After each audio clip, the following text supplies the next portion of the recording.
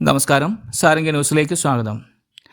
Rank ലിസ്റ്റിൽ ഇടം പിടിച്ചിട്ടും കഷ്ടപ്പെട്ട് പഠിച്ചവൻ്റെ നെഞ്ചിൽ ചവിട്ടി യോഗ്യതയില്ലാത്തവർ പിൻവാതിലൂടെ സർക്കാർ കസേരകൾ കൈക്കലാക്കിയ ഒരു കറുത്ത കാലം നാം കണ്ടതാണ്. നീതിക്കായി നമ്മുടെ ഉദ്യോഗാർത്ഥികൾ തെരുവിൽ മുട്ടുകുത്തിയും ഉരുണ്ടും കരഞ്ഞ ആ നാളുകൾക്ക് ഒടുവിൽ അറുതി വരികയാണ്. PSC ഉദ്യോഗാർത്ഥികൾക്ക് വലിയൊരു സന്തോഷ വാർത്ത. കഴിഞ്ഞ സർക്കാരിൻ്റെ കാലത്ത് നടന്ന നിയമവിരുദ്ധമായ പിൻവാതിൽ നിയമങ്ങൾക്കെതിരെ ശക്തമായ നടപടികളിലേക്ക് പുതിയ കോൺഗ്രസ് സർക്കാർ കടന്നിരിക്കുകയാണ്. മുൻ സർക്കാരിൻ്റെ ചടങ്ങ് ലംഘിച്ച് നടത്തിയ താൽക്കാലികക്കാരുടെ സ്ഥിരപ്പെടുത്തലുകൾ കേരള ഹൈക്കോടതി ഇതിനോടകം തന്നെ സ്റ്റേ ചെയ്തിട്ടുണ്ട്.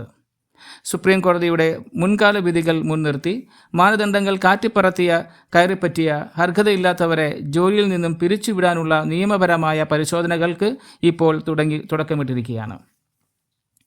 ജനങ്ങളെ സംരക്ഷിക്കേണ്ട പോലീസ് സ്റ്റേഷനുകളിലും KSEB പോലെയുള്ള പൊതുമേഖലാ സ്ഥാപനങ്ങളിലും അവിടെ അന്ന് യഥേഷ്ടം പിൻവാതിൽ നിയമനങ്ങൾ നടന്നു.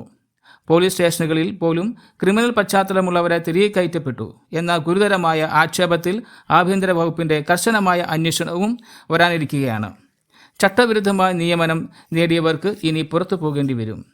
അർഹതയില്ലാത്തവരെ പുറത്താക്കി PSC വഴിയുള്ള സുതാര്യമായ നിയമനങ്ങൾ പൂർണ്ണതോതിൽ നടപ്പിലാക്കാനാണ് സർക്കാർ ലക്ഷ്യമിടുന്നത്.